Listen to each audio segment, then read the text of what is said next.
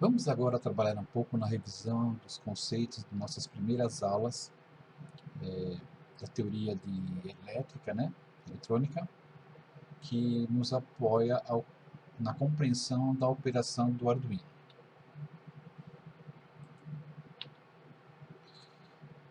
Primeiro, pessoal, nós temos que entender o que é uma corrente alternada. Então, corrente alternada nada mais é do que um fluxo de elétrons que atravessa um material condutor. O material condutor é um elemento que permite, que facilita a passagem de corrente. No caso da corrente elétrica, ela tem uma variação com o tempo, tá? E essa variação do tempo, se você quiser mais detalhes, você pode consultar o link que eu deixei lá do Wikipedia. O importante é a gente entender que a energia, que é corrente alternada, ela chega nas nossas casas, ok? Serve para alimentar micro-ondas, máquina de lavar, computadores, tá? Ela precisa percorrer grandes distâncias, longas distâncias, até chegar, partindo da usina até chegar na nossa casa, ok? Por ser uma energia alternada, ela tem a característica de não perder muita força durante o seu trajeto da usina até chegar na nossa casa. Quanto maior for a voltagem da corrente, maior vai ser a capacidade dela percorrer longas distâncias. Já a corrente elétrica, pessoal, ela é contínua no seu fluxo ordenado de elétrons, sempre numa mesma direção, ela não tem a variação no tempo. Então, se a gente voltar no slide anterior, você vai ver que tem essa tipo de uma senoide. Então, ela parte de pontos, ponto negativo, chega a positivo e desce novamente, ok? Já a corrente contínua não, ela só tem um único sentido, uma única direção, ok? E ela sempre vai ser positiva ou negativa. Qual é a diferença básica da alternada para a contínua? Então vamos lá. Ela alterna com o tempo, é usada para levar eletricidade em nossas residências, nos equipamentos, ok? Alterna de valores negativos e positivos, alimenta televisor, máquina de lavar, micro-ondas, rádio relógio, tudo aquilo que você tem na sua casa que está ligado na tomada. Mas tem um detalhe, ela não pode alimentar de forma correta equipamentos que operam diretamente com corrente contínua. A corrente contínua ela é fixa no tempo, não pode ser utilizada para prover eletricidade diretamente nas tomadas da nossa residência, ela não tem força para isso, possui dois polos fixos, positivo e negativo, é baixa voltagem, pequena, é utilizada em equipamentos como celular, carrinho de controle remoto, arduinos.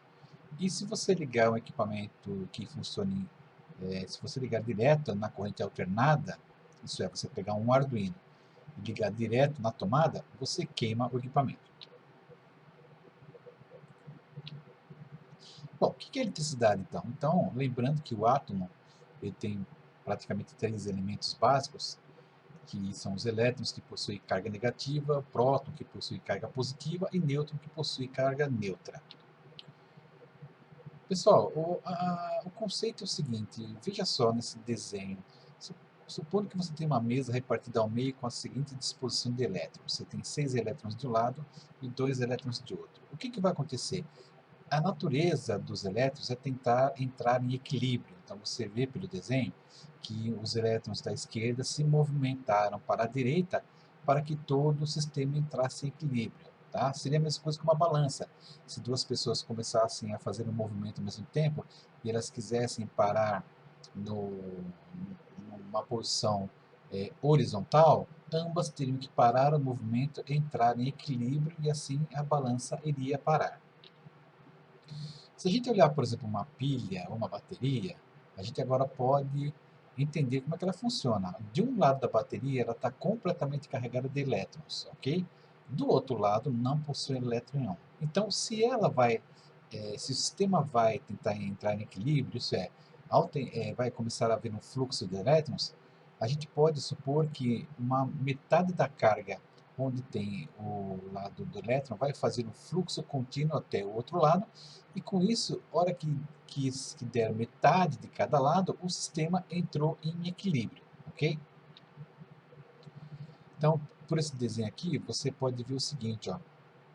Primeira coisa, a gente não poderia ligar um fio direto como está aí, só que é só um exemplo, porque se a gente fizesse isso, haveria um fluxo muito grande de um lado da bateria, de um polo para o outro, e ela iria aquecer muito, poderia até pegar fogo. A gente então tem que ter algum elemento no meio do caminho que vai consumir essa energia que vai ser gerada de um lado para o outro. Então você pode ver que no desenho tem até uma lâmpada, ok?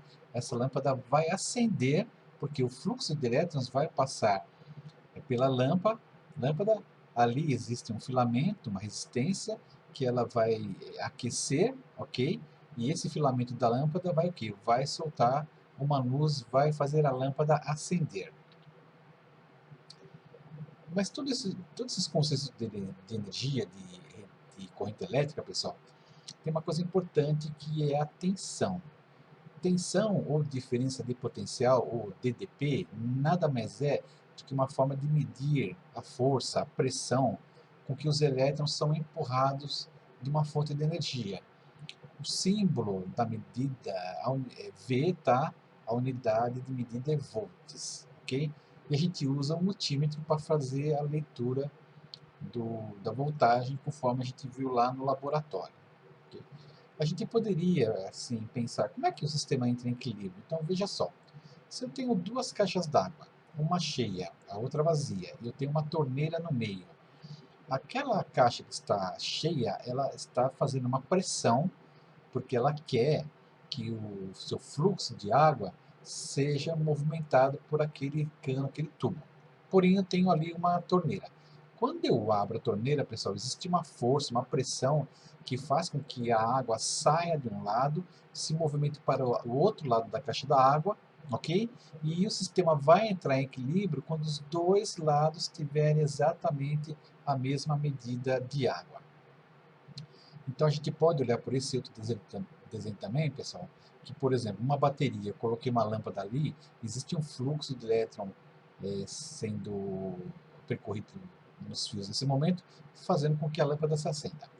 Ali daquele lado, do lado direito, ainda tem um exemplo, novamente, de uma corrente alternada junto com uma corrente contínua. Então você pode ver que a alternada, que é o verde, ela se alterna no tempo e a contínua não, ela é fixa no tempo.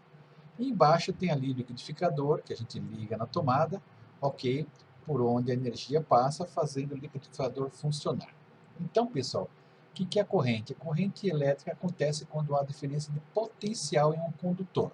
Então, um condutor pode ser um cabo, pode ser o ar, pode ser a água, ok? Então, tem que ter elétron, naturalmente, e eles vão atravessar esse condutor, ok?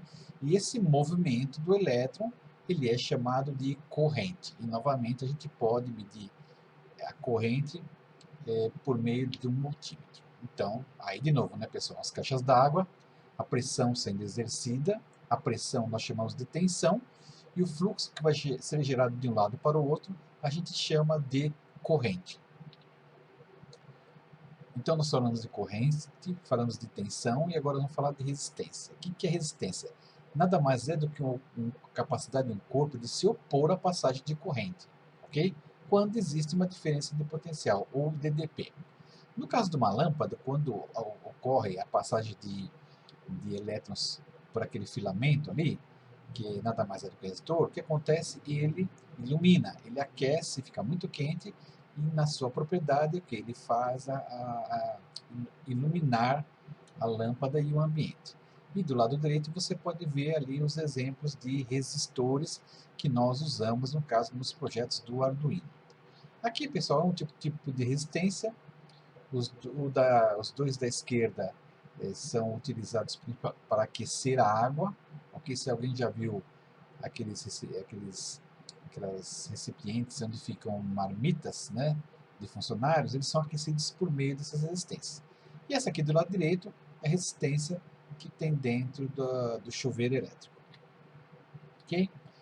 Então esse é o nosso primeiro vídeo. Essas são as bibliografias que você pode consultar em caso de dúvida. Veja o vídeo e não deixe de postar as suas dúvidas comigo. Ok, pessoal? Daqui a pouco eu tenho o vídeo 2.